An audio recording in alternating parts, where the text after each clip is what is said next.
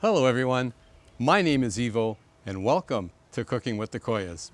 You know, I've posted some videos on making prosciutto from home, capicola, sausages, drying sausages, all done in my cantina. Cantina, same thing, tomato. Since posting those videos, a lot of people have been asking me, what's this thing about the cantina? What is it? How does it work? What's it for? Where is it located? Well, let's cover all that. I'm going to explain it all to you right now. So I happen to be sitting on my cantina right now. So it's basically a traditional old school European walk-in cold room or pantry. So the cantinas are typically found, like mine, under a front porch or under the entrance of your home. There's usually a cement pad or something of that nature.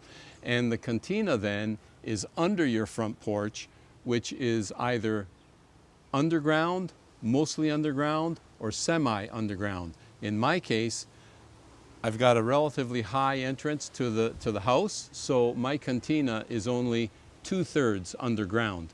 But the underground part is very, very important. You just can't take a room in your basement, close it, put some walls around it, and call it a cantina. It has to be underground, and it has to be outside,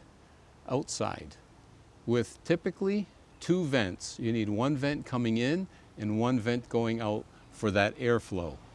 Also, the absolute best location for your cantina happens to be north. So my house is north facing, my cantina is facing north, so it's typically cooler and not as dry, so the humidity level is much better. So north facing, absolute best. South, absolute worst, because you're getting most of that sun exposure. You're going to have maybe a drier cantina, less humid. You want the humidity to be around 70%. You can fluctuate down to 60 or up to 80, but you want it in that 70% kind of range in that area. So a north-facing cantina, the best. South, the worst. Still doable. You may have to control the humidity, but the worst. And then east and west are basically in between. So the cantina actually has 2 main functions: curing and aging, preserving and storage. So for the curing and aging, you're typically hanging your prosciuttos, capicolas, sausages, soppressatas from the ceiling, and you're hanging them down so that they can air dry and cure naturally.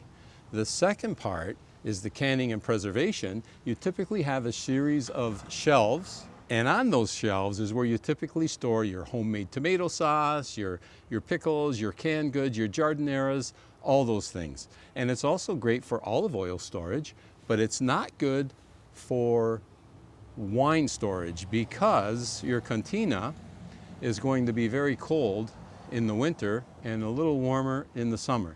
So that low temperature and high temperature fluctuation, not the best for wine storage, but for everything else, it's ideal. So the cantina is the heart of traditional home preservation. If you have one in your house or at your house, by all means, take advantage of it and use it. If you're thinking of adding one, consider those points, and it's also doable to do one after the fact. Always best if you have one already, or if you're building a home, to put it in right from the get-go. So I hope that explains what a cantina is all about. I grew up with a cantina, and I'm continuing to have a cantina. I don't know if I could live without one. And if you haven't seen the episodes where we're making prosciutto, capicola, sausages, I'll put the links in the description for you below. Hopefully you'll get a chance to check them out. So if you have a cantina, I certainly hope you use it. They're a great thing to have in the home. I can't live without mine, that's for sure. And wherever you're tuning in from, I'd like to say thank you for spending time with me on today's episode of Cooking with the Koyas. And as always, folks, until next time, buon appetito and salute.